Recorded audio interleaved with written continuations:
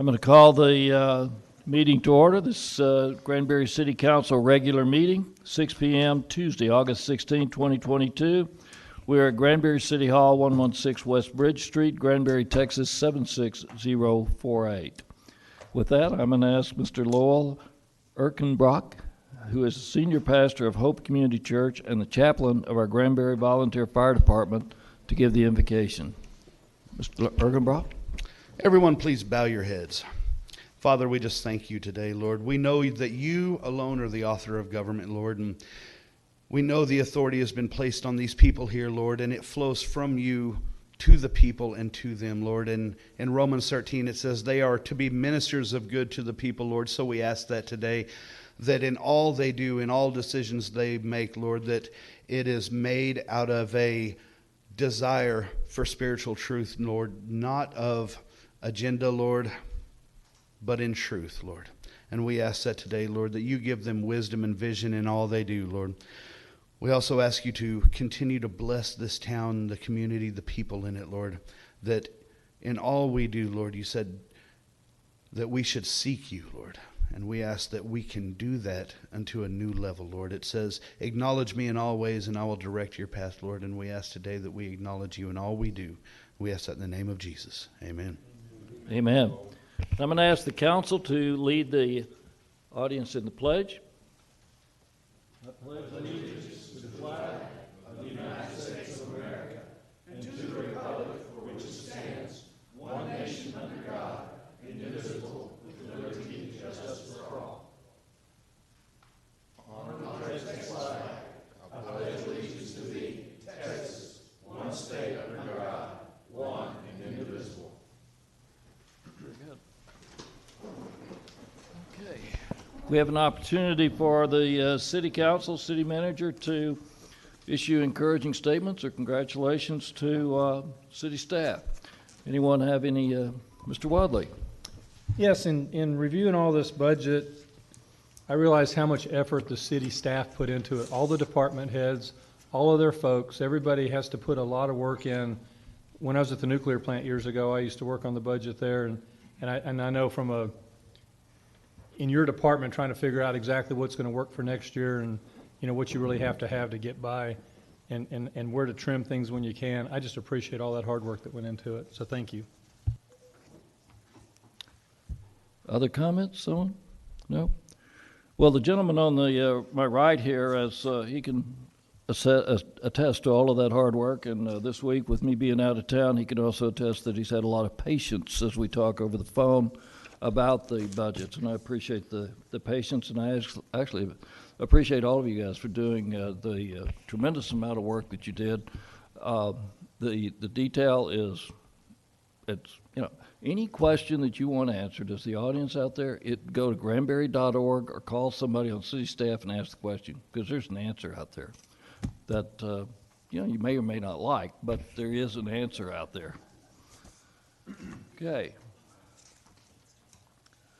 Moving along, we have public comments on agenda items for non-public hearing agenda items. Speakers have a time of 3 minutes allotted at the time for comments regarding agenda items that are not listed as public hearing. And public hearing comments will be recognized when the public hearing is open.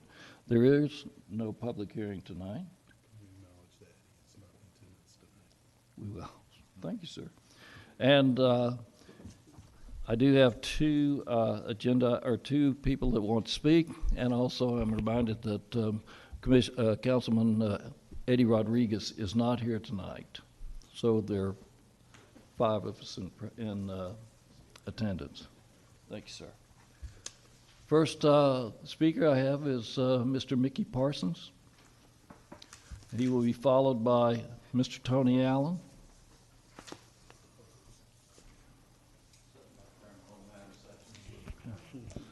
You want Mr. Allen to go first? Thank you, Mr. Mayor. My name is Mickey Parson. I live at 1115 Mallard Way, 76048 here in the beautiful city of Granbury. Mr. Mayor and Mr. Manager and Mr. Attorney and council members, thank you for your hard work on our behalf. We appreciate your efforts, and I've been through that experience of the budget process. It's complex, long, and we appreciate your hard work on that. I come tonight to support and request that you adopt the no new tax limit or lower. As I see it, the budget change needed, or the budget change by lowering it from the current rate that you have to the rate where there be no tax, creates a budget change of about $1.3 million. That's fairly easy to come by on a budget of this size by either revising some of your income estimates and also some of your expense estimates. Historically, the city has, in the budgeting process, has underestimated revenues and overestimated expenses, such that, like in this current year, if you take the 6/31 financial statements and look at that statement, you'll see that probably by the end of January 31, you'll have an overage or a reserve input of about $1.1 million. So I think it's apparent from that history of the city doing that generally would indicate that you could change any of those numbers and still come up next year with a budget. The issue for me is the surplus. In reading some of the literature, I noticed that we have in our reserve, we have over 70% reserves in both the general fund and in the utility fund. You recently had a bond event where you went to get a bond in Standard & Poor's and Fitch, looked at your operation and your financial statements, and I noticed that they maintained the AA rating, AA stable rating. So apparently this over reserve of 70% in each of those funds did not impress them, that they didn't see that that was any more than they needed to protect their interest.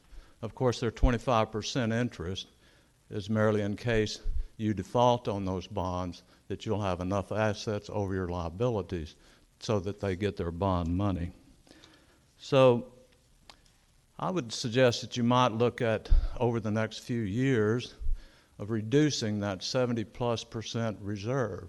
That's a savings account that's somewhat fictitious. In the corporate world, they call it retained earnings.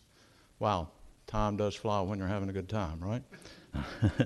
So anyway, I would suggest that you adopt a rate that is at least the no tax rate, and that's easily obtainable in the budget that you have in front of you. The reserve requirement, I think that you'd probably try to work towards. You have the 25% in the indentured.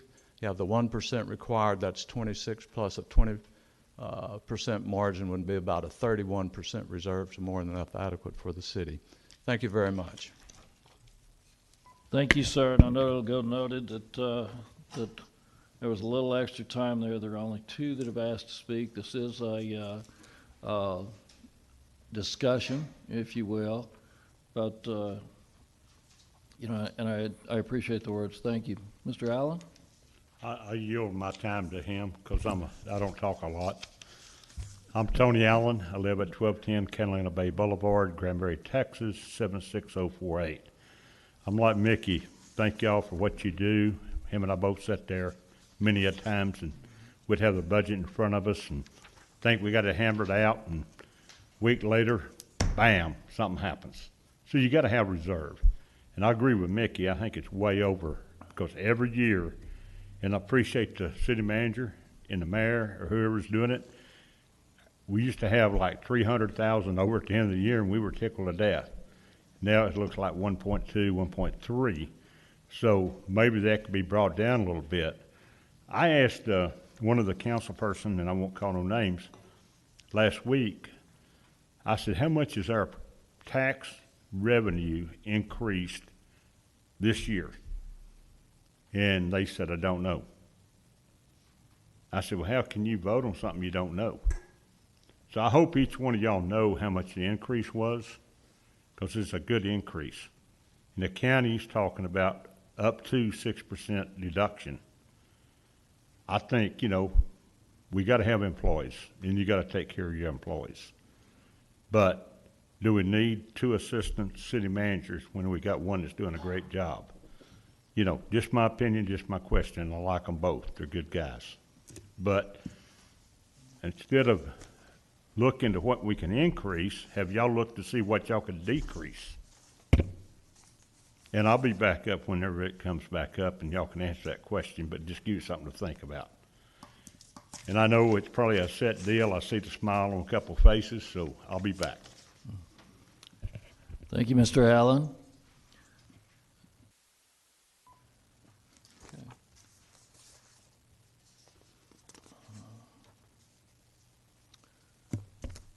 I'm going to move to the consent agenda. All items on the consent agenda are routine or previously discussed items to be approved with one motion. However, should a member of the City Council wish to discuss any item, said item may be removed from the consent agenda and considered under the deliberation agenda. Council, you've looked at the consent agenda. Anything that you would like to have off on the deliberation agenda?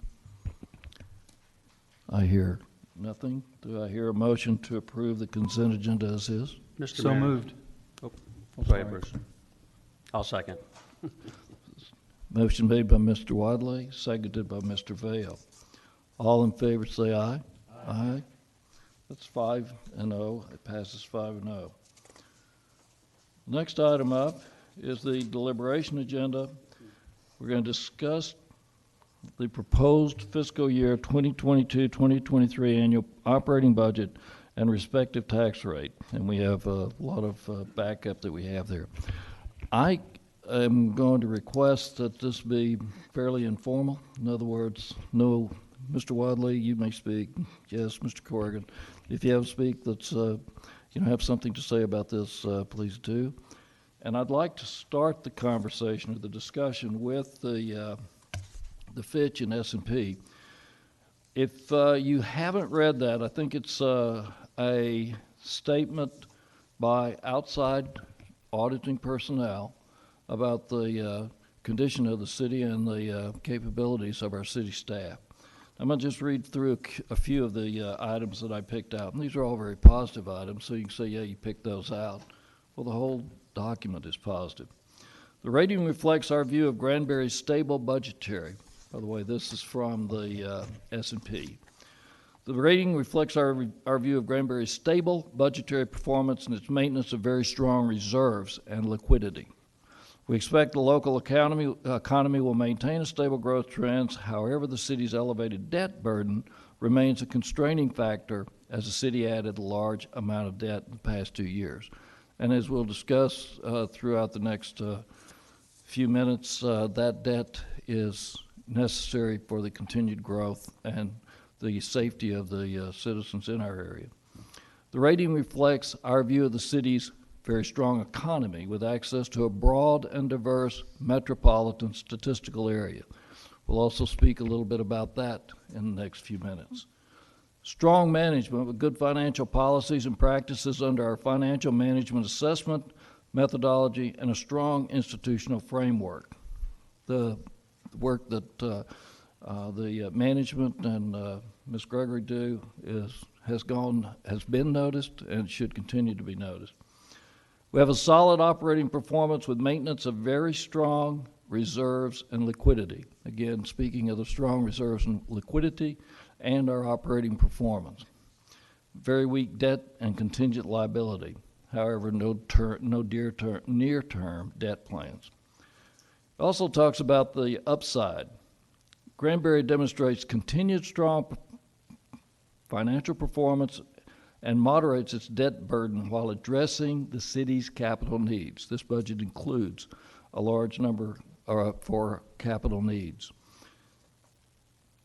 So if the Granbury demonstrates continued strong financial performance and moderates its debt burden while addressing the city's capital needs, we could raise the rating. I'll notice that note that the county's rating is AAA, and it's because of their debt rating, which is better than ours.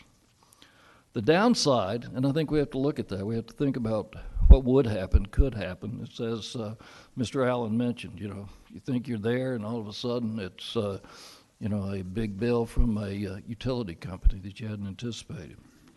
But the downside is a weakening of budgetary performance resulting in deterioration of the city's reserves below its formal adopted policy, or if additional issuance placed financial strain on the city, could result in a negative rating action. I do not want to be the mayor that is here when there's a negative rating action, and I found no one who wants to be with me if there is a negative rating action. One of the things that also is pointed out in here in their credit opinion is that the residential development remains strong and the main driver for growth, with an anticipated $1 billion in new values expected over the next 3 to 5 years. So it's not just the 11,000 residents we have. Granbury also serves as the commercial and retail center for a county of over 50,000. The city maintains a healthy tourism economy anchored by its historical downtown. When you get to this, serves as commercial and retail center for a county of over $50,000. That's Hood County. And less than 30, or about 30 miles to the west and south of us here, or west of us here, is Stephenville. That's an Erath County. And Stephenville, I don't know if you've checked on Tarleton State lately, but they're growing faster than the city of Granbury, which is at a rapid rate. And those students, those faculties, and the staff there are in and out of Granbury on an ongoing basis because of the new facility that they have in Fort Worth as well. So we're not only anchoring in the commercial retail center for Granbury's 11,000 citizens, we also have the adjoining we have the county and the adjoining counties. In fact, if you think about what's going on around us in Weatherford, Aledo, Cleburne, I'd even say Glenrose, Toller, and Stephenville, massive activity, massive growth all around us, with Granbury being very much an epicenter of that growth. So that's sort of the background that I would say that we are facing as we put together the budget. And I think that the S&P verbiage is complimentary of the city, but it's also has some cautionary aspects to it. Mr. Kaufman? Yeah, at this time, if we could play that video, that would be good. Hi, I'm Chet Licata with the City of Granbury. Here's an explanation of the city's budget for fiscal year 2023, which actually begins October 1st, 2022. The city's budget is a plan. Where does the money come from? And where will it be spent to uphold the city's mission and vision for the future? By law, the city cannot plan to spend more than it brings in. This year's balanced budget is achieved without reaching into the city's rainy day fund. Here are the citywide expenditures by type.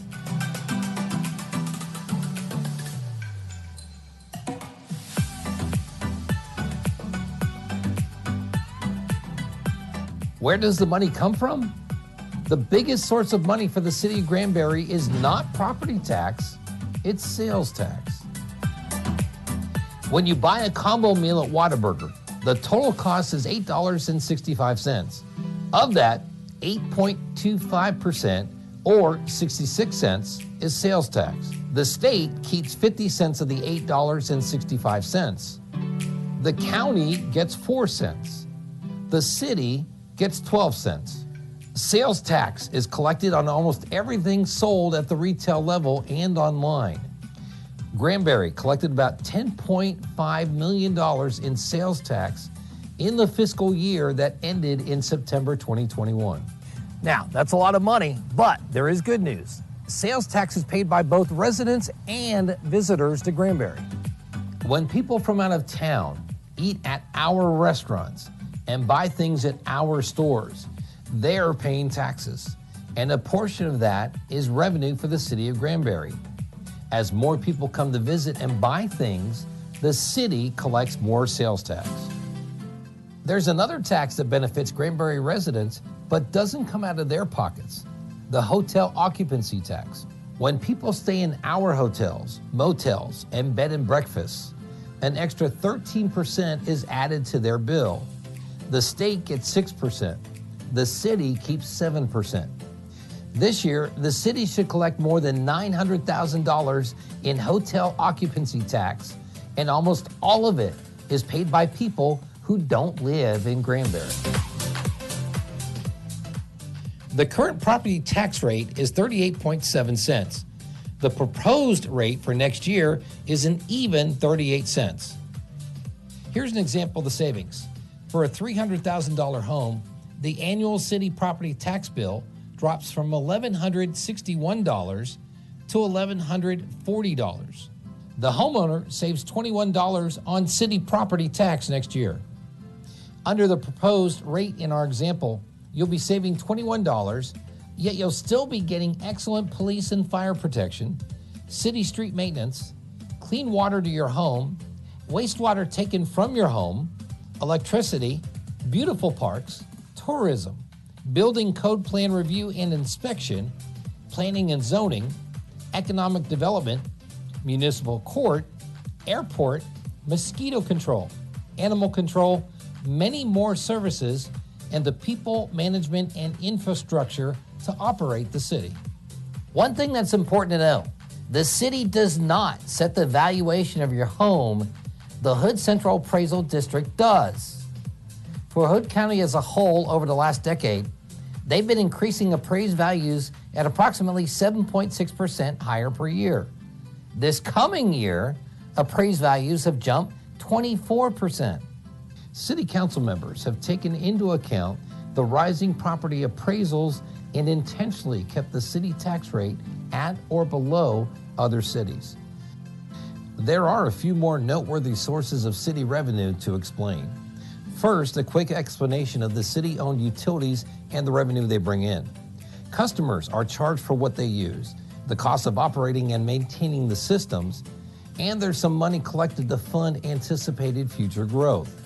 Like everything else, the cost to operate the utility systems increases every year.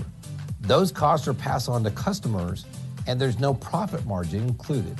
Then there are franchise fees. When companies that provide cable TV, telephone, electric, trash collection, and other industries use city property to distribute their services, Granbury collects rental fees, also known as franchise fees or rent, for the use of public property.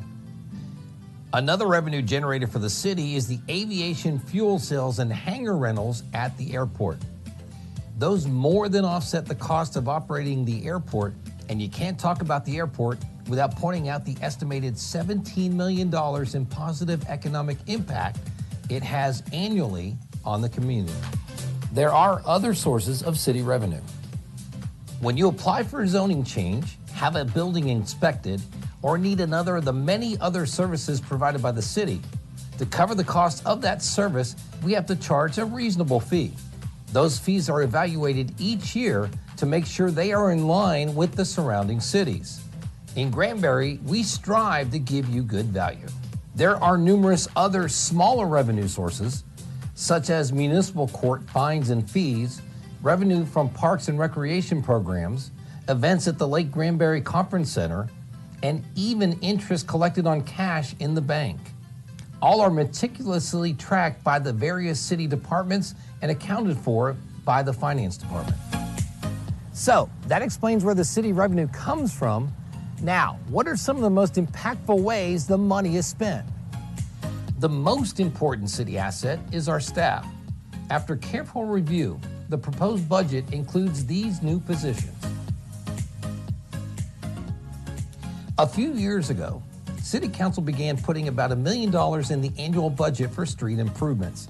In the last few months, we've seen Harbor Lakes Drive, M&M Ranch Road, and Industrial Avenue get much-needed repairs paid for by the street improvement budget funds. Now, to share with us how the roads are selected and which ones are up for repair next, here's Rick Crownover, Assistant City Manager. This year, the City of Granbury Street project will consist of the reconstruction of the old Acton Highway from U.S. Highway 377 to the city limits, which are located just around the curve behind me. Due to the economy, this will be a lean year for big new purchases or programs from the annual budget, but there are some. One of the big IT upgrades is moving information being stored on local servers to a more cost-effective, secure, and convenient place in the cloud. One of the improvements coming is new mulch at the playgrounds. We're also planning studies for new trails, sidewalks, and aquatic facilities. Over the next 2 years, city funds will buy 52 new volunteer fire department radios, allowing us to better communicate with Granbury and Hood County firefighters. Through a public-private partnership, we'll see how to renovate parts of the Gordon House and Chapel while keeping it historically accurate. The city's airport will have a new runway and a new road leading to the new terminal building. One of the city's most important documents is the Comprehensive Plan, a visionary guide for future development. This year, we'll start a 2-year project to update the plan. Here are the proposed capital projects divided by fund.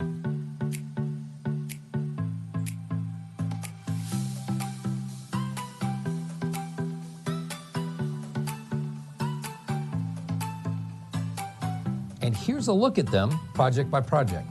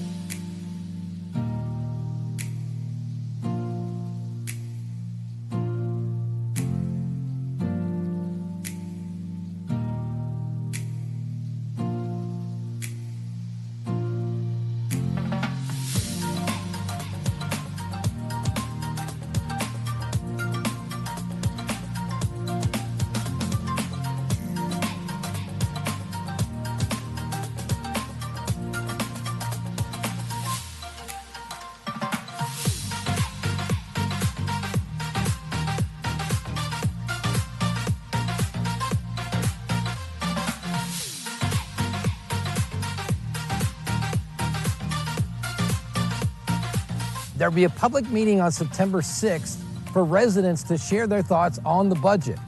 There's a ton of budget information, archives, current budget, and line-by-line detail available online at granbury.org/opengov.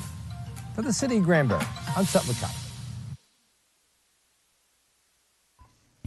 Well, I think you've seen that before. It was edited a little bit at our previous meeting, but we wanted to go ahead and show you that again and allow people that didn't see it at our budget workshop to see it. Thank y'all for coming tonight, and be happy to answer any questions. I have Elizabeth here to help us with. You want to look dive deep into anything, we can pull that up on the orange laptop there and dive in deep and answer questions if I don't know the answers already. So if you have any questions, I'll be happy to address those questions.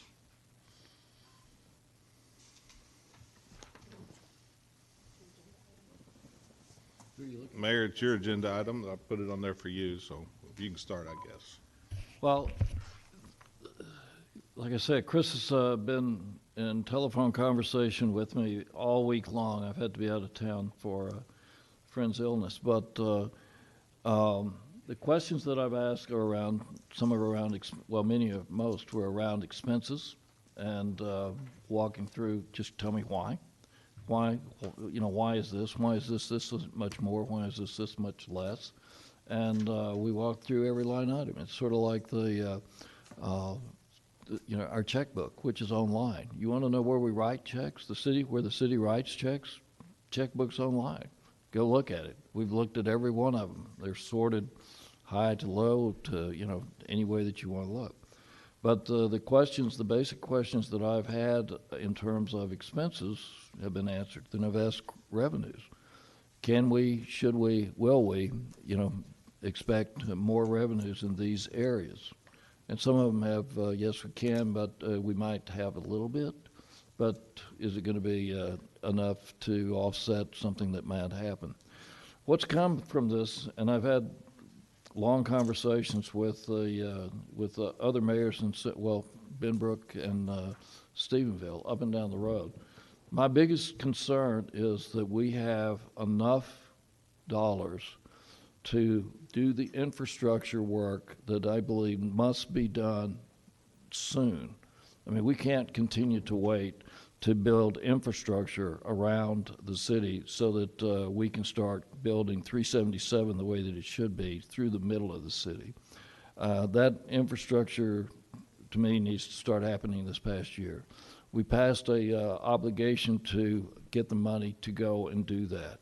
And we have to have the resources to deliver on that. This budget reflects some of those resources. This budget also reflects the interest cost of borrowing that money, borrowing it ahead so that we can get ahead.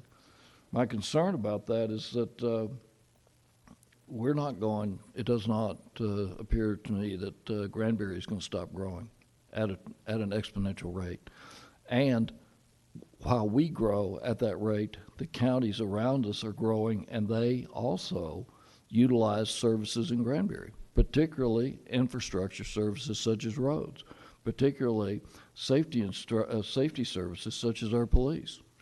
They utilize those services, and yes, they bring hot dollars, and yes, they bring sales tax dollars. But with their base of 50,000, and I didn't get the figures for Erath and Tarleton State yet that come through here, but with their base, when they grow at 5 or 10%, it is what, 50,000 plus automobiles a day up and down 377. That's now. Wait till next year. Wait till next year. We must have the infrastructure dollars to do that. I look at the management that we have and the people that we have and the plans that are here, and I feel, like we will have those infrastructures. So my questions, and there have been a lot of them, have pretty much been answered, and I am comfortable that we can deliver on the infrastructure needs, but I'm also concerned that we must deliver. I don't think it's an option at this point.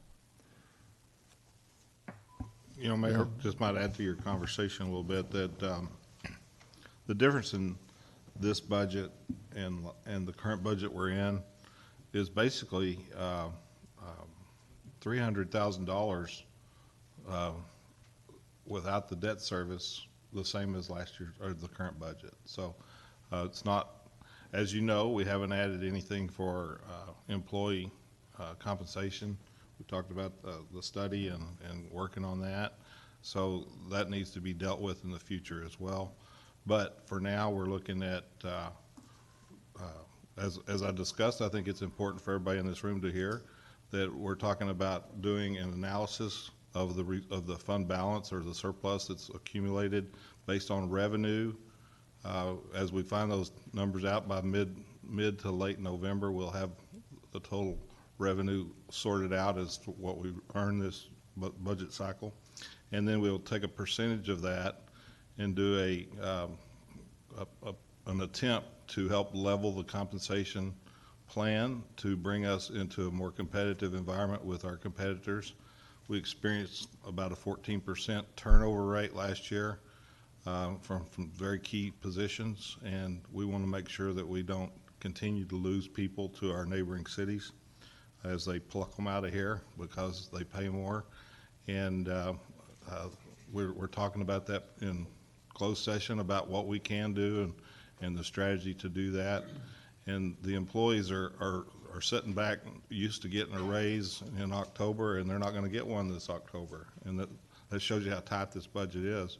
As prices have spiraled upwards, we've seen our fuel line items increase. We've seen our insurance, health care benefits. We've seen our regular property insurance skyrocket. And with all that, we have to budget for it. So I'm pretty pleased that we've been able to put together a budget as tight as this one. And sure, there's some small things that we're buying and doing carefully and strategically. We did conduct a strategic plan, and this budget that's been put before you reflects the strategies that were developed by the council at that strategic workshop. And as you go through the budget, you can see those pages are identified with those strategic plans and how it's tied to each departmental budget, which is key to me to achieving the goals that y'all want to do. I would encourage the public to go to www.granbury.org/2023 budget, and you can pull up this budget document and look at it. And it is a draft. We're still changing it. Typically what we do is we go through this process, we make notes of what individual council members like or don't like, and we try to integrate that into the budget before we adopt it. And so this is an opportunity to make some changes. If you don't already have those with me, you've got time to still make changes as we move forward. I know there's a lot of discussion on the tax rate, and that's completely up to y'all. My job is to propose something just like I do for the expenditures that balances and makes sense. I would say that we've got $2.7 million more dollars in this budget for debt service than we had last year because of the recent issue, which is what we need. We've got a sewer plant to build, we've got lines to put in, we've got streets to build, we've got all kinds of development, and it's amazing that we're still growing. It's pretty scary to see the prices increase that we're dealing with and the limited supply, so that we don't know what the future looks like. So we'll just keep plugging forward and seeing how it goes that way. Happy to answer any questions you may have. I do have a good explanation, summary of the budget in my letter to you in the document, and I would appreciate the public reading that as well.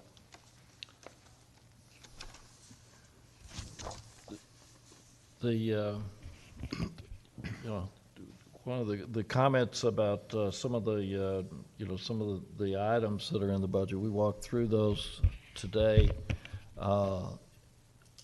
Chris and I did later this afternoon, based upon my going through this thing just with a fine-tooth comb and putting in a format that says, oh, gee, here's some.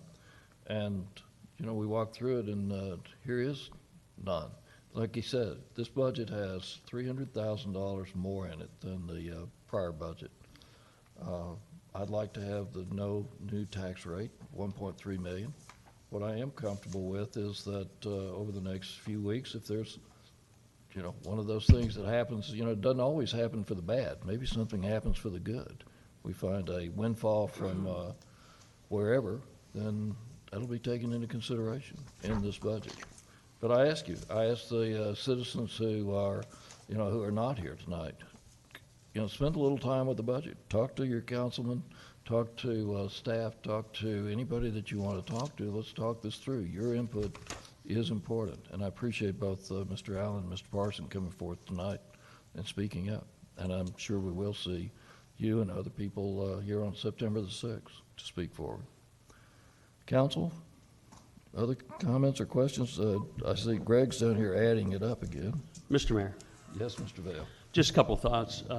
Just to echo Mayor, thanks Tony and Mickey for being here. Obviously, two former council people who served the city for quite a while and been through a lot of budgets and certainly know the process. This is my first budget cycle sitting on city council. Lot to digest. I think I've been involved in years past. I think I attended like 3 budget workshops prior to that. I've been involved in the city, to get a better understanding about, what composes the budget and just all the interactions and the functions. As Chris mentioned, we had a meeting back earlier in the year. It was our strategic planning meeting. Very, very well done by Chris and Ron Cox that was brought in. and we develop, the strategic plan for the city. And I think that's very important. It was a public meeting the public was invited to. And coming out of that meeting was really, what are the key things and strategies that we wanted to look at for the upcoming year. And then obviously the budget should flow out of those things of what's important to us. What are the infrastructure projects that we have to address, as the mayor mentioned. I'm certainly sensitive to our taxpayer. We are all paying taxes in this room. And I know Tony's seen this in his business and the construction business.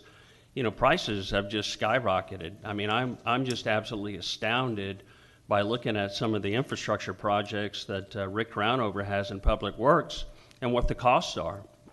As the mayor mentioned, we've got big projects, we're working on right now, which is the wastewater treatment plant on Water's Edge, doing that upgrade. We'll wait on TCEQ, what they have to say here shortly relative to the other wastewater facility. But, that delay has put a lot of extra pressure on the city from a budgetary standpoint of, how are we going to pay for that? And so the costs have gone up dramatically. I think if you look at the bond package that went out, and Chris talked about the obligation that's necessary to satisfy that bond, those are infrastructure projects that, we desperately need.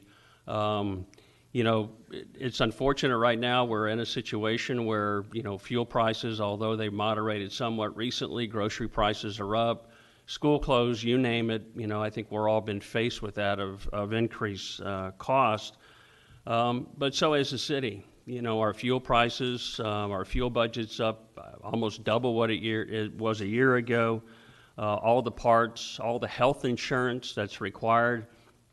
Chris mentioned a minute ago that what's not in the budget right now is a salary increase for the city employees. So we've got 200 people out there working very hard, every day, providing a service out to all of us here in the community. And like anybody else, trying to keep up with some of the inflation that we have, it's a critical component for us. So, I believe the budget overall reflects the plans that we put in place, looking at future growth and certainly the infrastructure projects.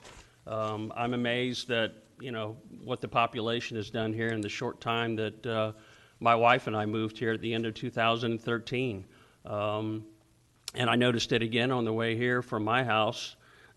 Crossing over the 377 bridge to get here, the traffic was pretty backed up. So, we have a lot of people in this community. So I think hopefully I haven't worn Chris out with all my questions. I ask a lot of them because I want to know. And so thank you for your patience. I think I talked to him at least 3 times yesterday, and we've had numerous conversations over the last, handful of weeks. I think like anything else, if you look at our budgets, probably, $60 million, plus or minus. And there's, you can always go through and say, hey, do we need to do this now? Can we put that off?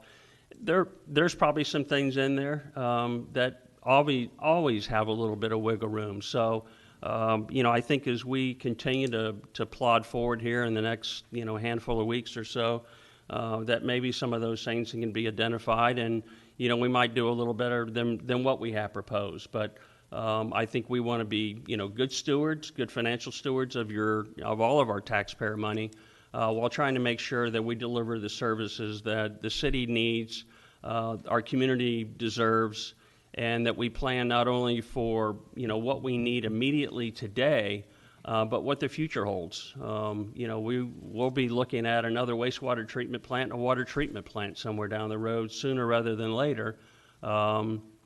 As more and more people move to Hood County, and as the mayor said, the epicenter of the county, which is Granbury. So thank you all for coming here tonight. And again, as the mayor said and Chris said, the budget's online. There's a lot of detail in it, and we look forward to seeing more people in the September meeting as we look to pull the final numbers together for the budget. So thank you. I might just add that just to give you a visual of how detailed the planning is on the numbers that are populating this budget, or something as simple as a line item for Social Security. That line item is on every department for their payroll. We have to pay Social Security, and so does the employee, and that changes based upon their selection of health insurance benefits. So a payroll deduction for dependent health care coverage can change the amount of Social Security that an employee pays, and so that is accounted for in here. That's how tight the line items are controlled and calculated. So it's not it's a zero-based budget, and that's part of that process, is looking at every line item and determining what we want to spend and how we want to spend it. And so, yeah, there's some capital projects in there. I think we got about $300 and something thousand actually of capital projects for the general fund. The rest of that $1.5 million that you saw in capital projects is debt service for the new issue of the debt. So I'll split that up 60-40, 60% in the utility fund to be funded with fees from services, and 40% to be funded from the general fund from taxes. So that kind of gave you a little idea of how we handled that new debt service. And there's, we can change that. I mean, that's just something that I proposed that made sense, and Ava proposed and it made sense, and we looked at it, and you don't want to go up 10% on your utility rates whenever you could, keep your tax rate basically the same. So, and come up with the 1.1 million for that. So, out of the tax rate. So that's kind of what we did. We had about total, the front page of the budget, the very first page of the budget is in size 14 font. Let me read it. This budget will raise more property taxes than last year's budget by an amount of 1.502403. That's 20.84%. And of that amount, $318,905 is tax revenue to be raised from new property added to the tax roll. So I also want you to realize that I looked at the appraised report that goes to the comptroller, and there's $49 million worth of increased appraised value for raw land in our community. So of the 24% increase that we're talking about, it didn't all go to houses, it went to raw land big time. And so anyway, that's part of that new tax. So if you take the 1.5 million as the total amount of tax, subtract the 318,000 that's generated from the new property tax, that new buildings, new houses, new commercial structures added to the roll, you're down to about $1.2 million, and 1.1 of that is going toward debt service. So I just want to kind of explain it in those terms so people can understand that. It's a tight budget, and we'll get there. Any questions? Any more? Let's make a comment. I think every one of us up here would love to bring it down to 32 cents. I just don't think that that's plausible. We need to balance our budget and make sure that, everyone up here looks at budgets differently. We all have a different perspective based on our backgrounds.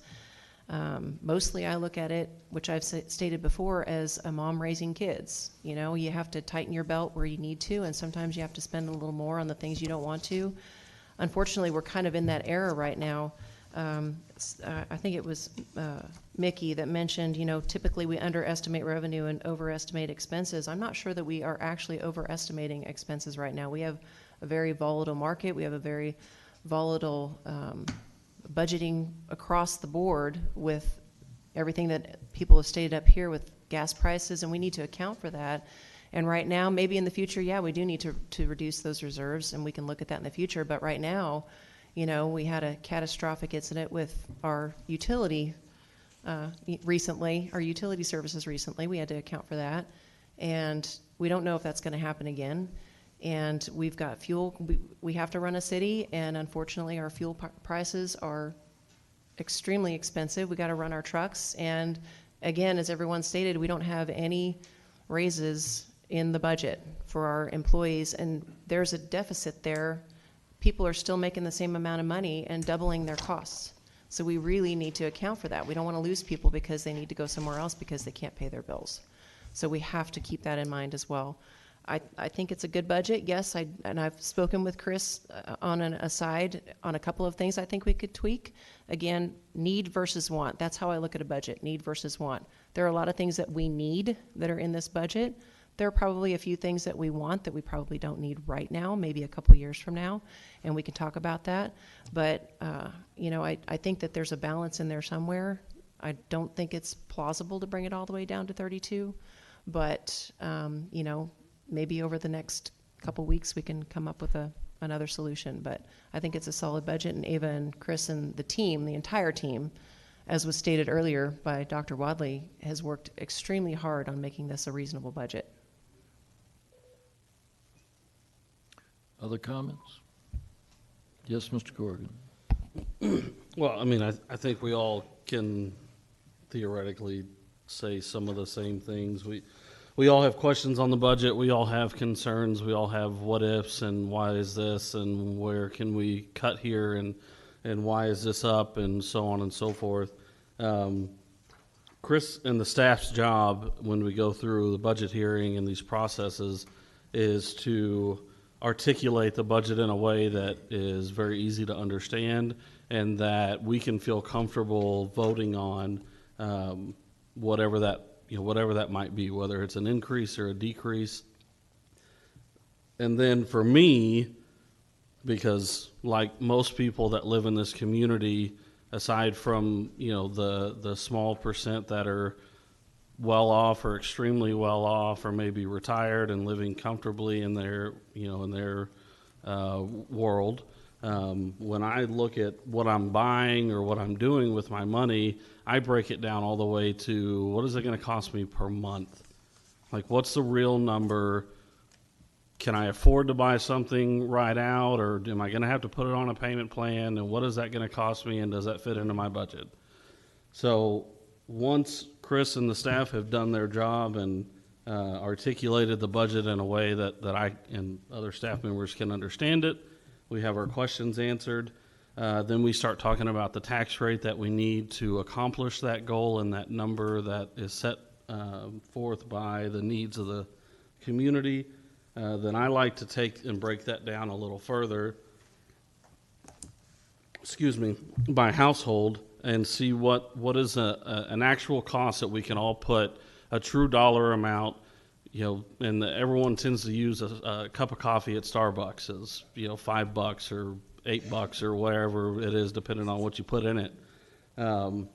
So going all the way from a $200,000 evaluation up to $1 million evaluation on a home, and then you can subsequently add from there if your house is more valuable than that. For every $100,000 you go up, you can add about $5 a month to the numbers that I'm about to give you. So on average, if you have a $200,000 house, and we all understand evaluations go up, so I'm not saying the difference between last year versus this year.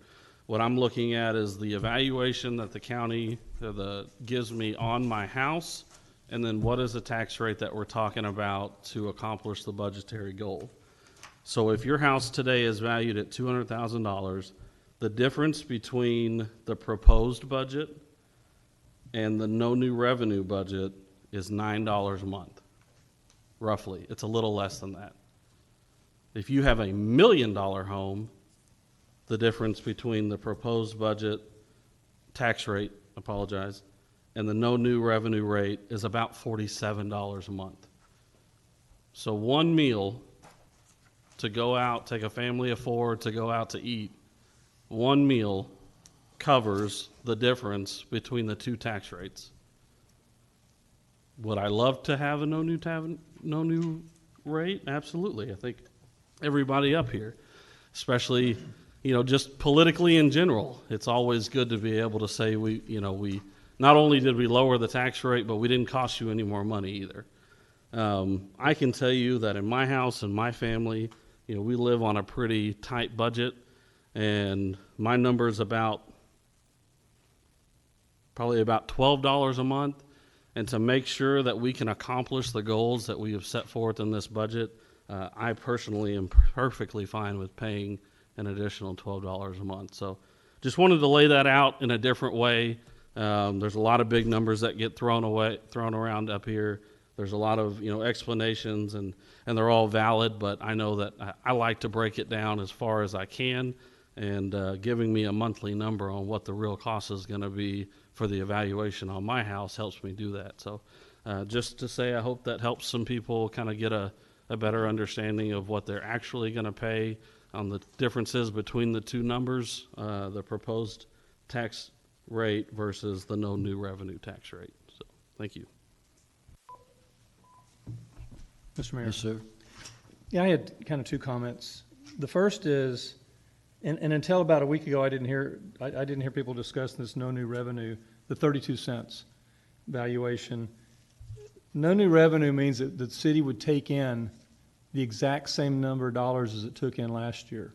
So the rate would have to drop significantly for us to do that. I don't know anyone in this room that can operate their house this year on the same money they operated it for last year. My electric bill this last month was not quite double what it was a year ago. And last summer was maybe a milder summer or whatever, but it's still double. And I have two ways of doing that, or paying for it. Either I pay for the twice as much money, or on about the 16th or 17th of the month, I turn my electricity off and don't use any for the rest of the month. Fuel costs are almost double what they were a year ago. So are we going to tell the police department either drive half as much, patrol half as much? I don't think the folks would like that. Or we pay more for fuel. There's not another choice in there unless you cut the money from somewhere else. But they've already, and that's why I praised the staff earlier. They've already gone through this thing. This is what we did in June, and all the numbers we've seen since then. They've already trimmed this budget as much as possible. When I found out the budget didn't have a raise for the employees, I don't like that, and I think we're going to be able to handle that, hopefully, when we go through the review on the salaries. So certainly before 12 months. But there's nothing in there right now. But we can't. My office doesn't operate on what it was last year. I haven't made my fees to patients go up significantly. In fact, I haven't at all. And so it just means work harder. But, to expect the city to operate on the exact same money as last year, I don't see how that's possible. And so there's various rates that we've been presented with, and so, we'll settle somewhere between the current rate, which we're going to lower it anyway, but we can go somewhere between the current rate and this no new revenue rate. But, that was one way I looked at it. And then the other comment I wanted to make was our budget is close to $60 million a year, and we keep talking about this extra $1.5 million. That's how much, with the proposed rate, how much additional we would take in over last year. That's a 2.5% increase. So it was again, roughly $60 million. An additional $1.5 million is a 2.5% increase. Again, fuel prices have almost doubled. A lot of stuff's gone up way more than that. The cost of living has gone up between 8 and 9%, I understand, in the last 12 months. And we're looking at 2.5% more than a year ago. So I look at the proposed rate as being very realistic too. And we can decide that and decide we're going to even compromise on something lower than that. But, like Greg just said, I'm very comfortable with where we're at because we're trying to run this thing as lean as possible. Running a city is not a for-profit organization, and we just want to provide services. But either you say, okay, we're not going to have parks anymore. We're just going to quit mowing them and let them grow up. That would violate one of our ordinances. I mentioned that to Chris yesterday. But, you have a swimming pool. It loses money. Parks lose money. Most of what we do loses money because it's services that the folks want. It's services that the people that live here can enjoy. Several years ago, Mickey was part of that when they redid the square. It's beautiful. I mean, we all like going and walking around the square and going to the restaurants and going in the shops. And redoing it a few years ago made it a lot nicer than it was. But take 20 years off that and half the shops were boarded up. We moved here in '81 and there wasn't much on the square. I remember when people used to say, oh, they roll up the sidewalks at 5 o'clock in the evening. It's not like that anymore. And so we live in a great community.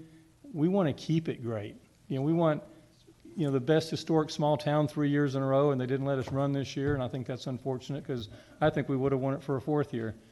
But, all of us up here on the council want to keep the city operating responsibly. We're not being frivolous with things like that. We spend an awful lot on infrastructure and trying to maintain what we have and plan for the future. There's a lot of growth coming. And we can't stop that. We just have to try to make it work out the best we can. Thank you. Other comments?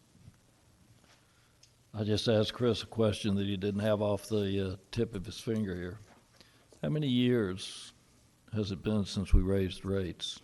He doesn't know, but he knows it's not since he's been here. So, you keep hacking away at it. Somewhere along the line, you don't get the infrastructure that you need to accommodate the growth that we have and that we're going to have even more. So, I'm through. You guys, anybody else? Okay. Chris, do you have anything? No. I'm going to close the deliberation agenda, and we're going to move to executive session. So we will adjourn to executive session. Notice has been posted. We may discuss matters permitted by the following sections of the Texas Government Code, Chapter 551, Section 551.087, deliberation regarding economic development negotiations.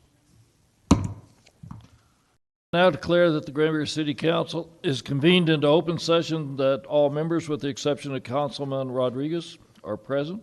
The City Council will go, it's been in closed session. There were no actions taken. Are there any other comments? Mayor, Yes. I'd like to make a motion to authorize the city manager to execute the development agreement with CJB Development, LLC for the McCarthy Branch and Legacy subdivisions. Do I hear a second? I'll second. Mr. Vale seconds. All in favor say aye. Aye. All opposed say nay. It passes 5-0. No other business being before us, we will be adjourned.